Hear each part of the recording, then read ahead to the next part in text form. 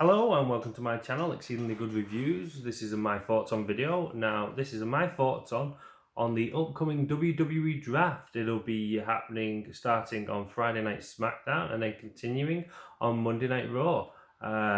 This is just a quick my thoughts on what I want to see happen, what I think should happen, what I don't want to see happen, and who I think is in dire need of trading black brands, trading shows. So yeah, I'll give you a quick run through of my thoughts on this upcoming WWE Draft. I just want to make a point that I realise Raw being the 3-hour show, it needs the bigger roster. Now I've been looking at the rosters and the Raw roster is a big roster. I mean the women's division, they've got more than double what SmackDown has in terms of in-ring talent for the women's division. They've got an awful lot of talent, but they've got the 3 hours to fill. So I completely understand them having the need for the larger roster. I would also say that for NXT, I think it was tweeted that they will be included in the draft, but when Triple H was asked, he knew nothing about them being included in the draft. And I kind of hope that they're not. I mean, if they are, I hope it's just like one pick for Raw and one pick for SmackDown of an NXT superstar. But preferably, I'd like to see them steer clear of the NXT roster. I like the NXT roster how it is right now. I think it's more organic when wrestlers just come up to the main roster as and when needed, as and when it's right for them. Like we saw with Keith Lee. You know, it doesn't have to necessarily be as part of a draft. I would also like to give a shout out to one of my fellow YouTubers, The Elitist. If I can figure out, I'll find out how to put a link to his channel in the description below, because I watched some of his videos. I like his thoughts and his opinions. Now, I've not seen a draft video by The Elitist yet. However, there is a video where if he was running the WWE, what he would do and how he would run it. One of those is making the tag team division exclusive to one show and the women's division exclusive to another show. This is something that I personally agree with and I like, but I've not included it in this because I don't think WWE would do it.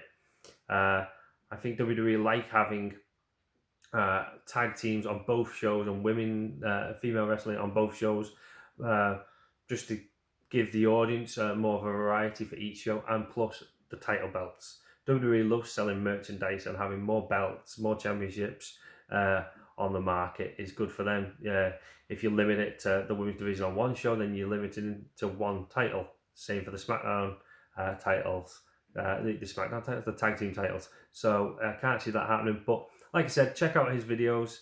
I fully appreciate all his views. I like what he's doing, so give him a subscribe and check out his videos as well. A little plug there for The Elitist. What I'd like to see with this draft, I don't want to see any of the champions traded. If you are a champion, if you are in possession of a title, I don't want to see you traded. We always see, it seems, the Intercontinental title and the United States title switching brands, and I don't want to see that. No. Keep the belts as they are. The Universal title and the WWE title changed hands last time. I don't want to see that happen. It's the Blue Universal title now. Leave it as is. The WWE title on Raw, leave as is. Like I said, the Stepping Stone title. The only one that could potentially, possibly, would be the 24/7 title. However, I don't think they'd do that because it was an idea, a concept that was thought up by the USA Network, the USA TV provider channel that Raw is shown on in the US of A. So I can't see them trading that belt to Fox, because it wasn't Fox's idea. So that title will probably stay on Raw, but that would be the only one that I necessarily possibly think of switching. Leave the belts as they are. I don't want to see any belts. So if you're a champion, if you're in possession of a title, you are safe. You will be staying on your brand.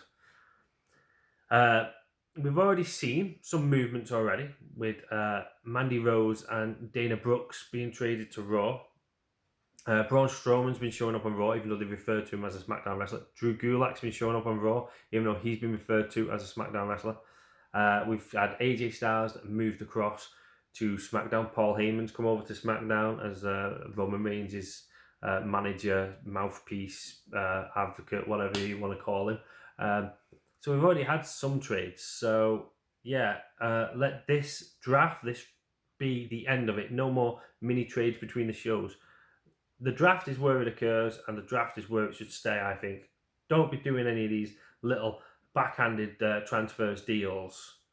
I don't like it, and yeah, it just. I mean, if you're trying to keep each show, each brand unique and different, then why trade your wrestlers between the two? Just don't do it, please. Also, I don't want to see WWE rip apart the SmackDown roster. Raw's ratings have been poor. SmackDown ratings have been poor, but you know, over 2 million viewers, I think, for the last episode of SmackDown. It is what it is. It's the better rated show out of the WWE shows. So, yeah, don't rip apart SmackDown just to try and help boost Raw's ratings. SmackDown is your moneymaker with the bigger deal with Fox, so stick with it. Stick with the talent that you've got there for the most part. Yeah, please don't rip apart the show. So let me go through a couple of wrestlers on the Raw side of things that I think could benefit from going across to SmackDown. First on my list is Aleister Black. I don't think he's been utilised correctly. This whole new character that he's got, this whole new heel persona, okay, it's clicked with me, but I don't think it's clicked with all the fans. And yeah, I think giving him a fresh start on SmackDown, you can keep him as a heel character, but giving him a fresh start on SmackDown could reinvigorate him. Andrade, take Andrade across, keep him separate from, keep Angel Garza over on Raw when he returns from his injury. Yeah, take Andrade back over to SmackDown. Once again, it's a case of trying to reinvigorate, bring a bit of life back into his character, let him go for singles gold over on the SmackDown side of things. Kevin Owens as well. He's been on SmackDown. He brought his KO show to SmackDown. He said after the draft he could be on SmackDown. I think he should be on SmackDown. He's another one that's been criminally underutilized on Raw. Yeah, bring him to SmackDown and put him in the main event title picture. Let him go for the Universal title. I think, you know, give him a shot at the belt and a run against a program against Roman Reigns. He'll Roman Reigns.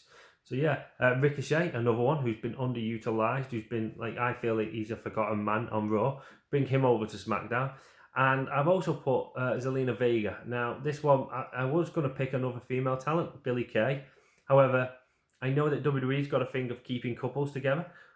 So in all likelihood, it would be Zelina Vega, because she's in a relationship with Aleister Black. She'd come across. I also know that Charlotte Flair is in a relationship with Andrade, so she more likely would come across. This is just 5 wrestlers who I think could benefit from the change, from a change in environment, a change in shows.